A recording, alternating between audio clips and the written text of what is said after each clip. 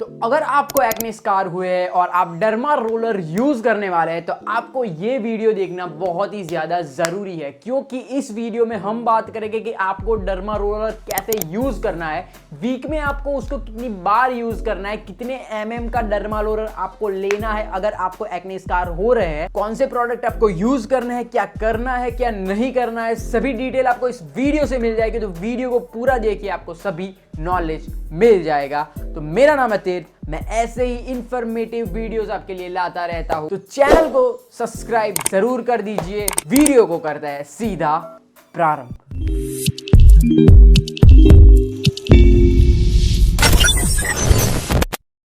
तो derma roller के बारे में जाने उससे पहले ये जानते हैं कि आप उसका यूज कब कब कर सकते हैं। सबसे पहला यूज आप कर सकते हैं जब आपको हाइपर पिगमेंटेशन की प्रॉब्लम हो रही है तब। दूसरा आप यूज कर सकते हैं एक्ने के बाद जो स्कार रह जाते हैं, जो गड्ढे रह जाते हैं, उनको आपको रिकवर करना है, अच्छे से स्किन को रीजनरेट करना है, तो भी आप डर्मा रोलर का यूज कर सकते हैं। स्ट्रेच मार्क की आपको प्रॉब्लम है तो भी आप डर्मा रोलर को यूज कर सकते हैं। आपको अगर फाइन लाइन या फिर ओपन पोर्स की प्रॉब्लम है तो भी आप डर्मा रोलर अपने चेहरे पे या फिर स्किन पे यूज कर सकते हैं। Hyper pigmentation, acne scar, stretch mark, fine line और ओपन पोर्स की प्रॉब्लम है तो आप डर्मा रोलर को यूज कर सकते हैं। तो सबसे पहले ये समझते हैं कि डर्मा रोलर काम कैसे करता है। डर्मा रोलर जब आप अपनी स्किन पे लगाते हो तो आपकी स्किन होती है डैमेज होने की वजह से आपकी स्किन में कोलेजन लेवल प्रोड्यूस होता है। कोलेजन जब प्रोड्यूस होता है तब आपकी स्किन उसके बाद जो रीजनरेट स्किन होती है वो नई और बेटर आती है। और डैमेज स्किन पे आप कोई भी स्किन प्रोडक्ट लगाते हो तो वो डीपली जाता है और अंदर से नरिश करता है। इसकी वजह से आप कोई भी सीरम लगाते हो डर्मा रोलर के बाद तो वो बहुत ज्यादा इफेक्टिव होती है। और डर्मा रोलिंग के बाद जो आपकी स्किन आती है वो नई और बेटर आती है, और जिसकी वजह से आपकी स्किन भरने लगती है, एक्ने स्कार कम होने लगते हैं, डार्क स्पॉट कम होते हैं, हाइपर पिगमेंटेशन कम होती है, स्ट्रेच मार्क भी चले जाता है। ऐसे ही डर्मा रोलर वर्क करता है। तो अगर आपको डर्मा रोलिंग स्टार्ट करनी है तो आपको ये 3 प्रोडक्ट्स चाहिए ही होंगे। सबसे पहला होगा आइसोप्रोपिलीन, दूसरा होगा डर्मा रोलर और तीसरा होगा विटामिन सी की सीरम। आइसोप्रोपिलीन आपको 70% अल्कोहल वाला चाहिए, जो आपको 400 से 500 ml का 150 रुपए में मार्केट में मिल जाएगा। और उसका यूज होता है डर्मा रोलर को डिसइंफेक्ट करने के लिए, साफ रखने के लिए और क्लियर रखने के लिए। तो ये बहुत ज्यादा इंपॉर्टेंट है। इसकी वजह से आपका डर्मा रोलर जो है वो क्लियर रहेगा और आपकी स्किन पे इंफेक्शन नहीं देगा। तो ये था सबसे पहला प्रोडक्ट। अब बात करते हैं डर्मा रोलर के बारे में। तो डर्मा रोलर आपको लेना है तो आप 0.5 mm या फिर 1 mm का यूज कर सकते हैं, क्योंकि बहुत सारे डर्मा रोलर्स आते हैं, लेकिन आपको ये 2 यूज करने हैं अगर आप घर पे यूज करने वाले हैं। अगर ये सब यूज करना है तो ये डर्मेटोलॉजिस्ट के साथ ही सेफ रहेगी। तो अगर आपको घर पे यूज करना है तो 0.5 mm या फिर 1 mm आप यूज कर सकते हैं। तो तीसरा प्रोडक्ट होगा वो होगा विटामिन सी की सीरम। डर्मा रोलिंग के बाद आपको इसको यूज करना है और इसको लगाने से आपकी स्किन में कोलेजन ज्यादा प्रोड्यूस होता है और अच्छे से आपकी स्किन रिपेयर और रीजनरेट होती है। तो ये 3 प्रोडक्ट मस्ट है अगर आपको घर पे डर्मा रोलिंग करनी है। तो आप इस प्रोडक्ट को कहीं से भी ले सकते हैं, लेकिन अभी मैं जो यूज कर रहा हूं उसके लिंक मैं डिस्क्रिप्शन में जरूर डाल दूंगा, जिससे आप परचेस कर सकते हैं अगर आप चाहे तो। अब मुद्दे पे आते हैं और इन 3 प्रोडक्ट के साथ आपको डर्मा रोलिंग घर पे स्टार्ट कैसे करनी है, पूरी प्रोसेस के बारे में अब बात करते हैं।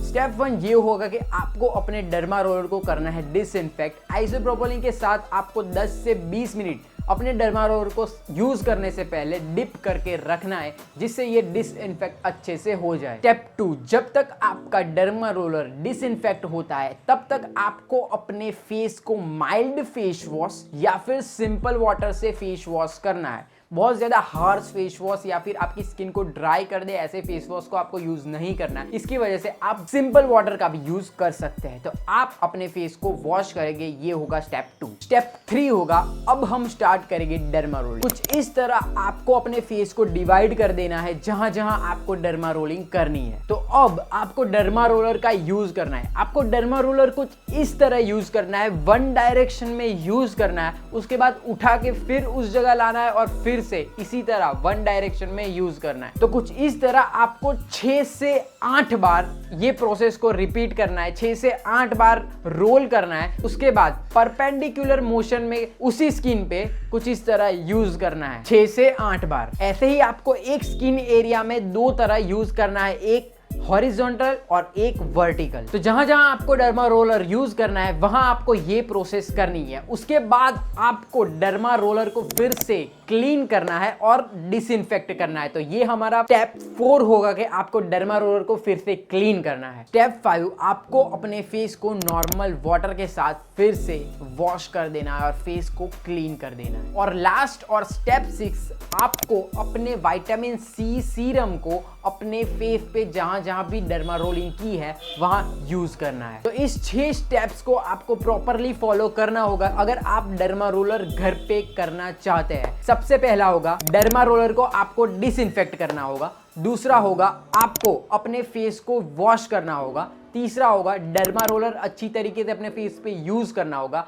फिर से आपको डर्मा रोलर डिसइंफेक्ट करना होगा, अपने फेस को वॉश करना होगा और विटामिन सी सीरम आपको लगानी होगी। तो ये 6 स्टेप है आपको डर्मा रोलिंग करने के लिए। अब बात करते हैं आपको क्या चीजें ध्यान रखनी है। सबसे पहला, आप पहली बार अगर यूज कर रहे हैं तो कम से कम प्रेशर दो और चेक करो कि डर्मा रोलर से आपको कोई इंफेक्शन नहीं हो रहा। दूसरा है कि जब आप डर्मा रोलिंग करते हो तो ज्यादा आपको अपने फेस पे प्रोडक्ट या फिर मेकअप का यूज नहीं करना है। तो डर्मा रोलिंग के बाद आपको सन एक्सपोजर से भी बचना होगा, सनस्क्रीन या फिर अपने फेस को ढक के रखना होगा। और चौथा होगा अपनी स्किन को आपको हील करने के लिए थोड़ा टाइम देना होगा। आपको ऐसा नहीं करना है कि आज डर्मा रोलिंग की और आपको स्वेलिंग है उसके बाद आपने तुरंत ही डर्मा रोलर का यूज कर लिया। आपको हील करने के लिए, अच्छे से रीजनरेट करने के लिए टाइम अपनी स्किन को देना होगा। तो नेक्स्ट होगा कि आप अगर 0.5 mm का डर्मा रोलर यूज कर रहे हैं तो आपको वीक में 2 बार और 1 mm का यूज कर रहे हैं तो आपको वीक में 1 बार ही डर्मा रोलर को यूज करना है। और अगर आप स्टार्टिंग में ही 0.5 mm का डर्मा रोलर यूज करते हो तो वो ज्यादा बेहतर रहेगा आपकी स्किन के लिए।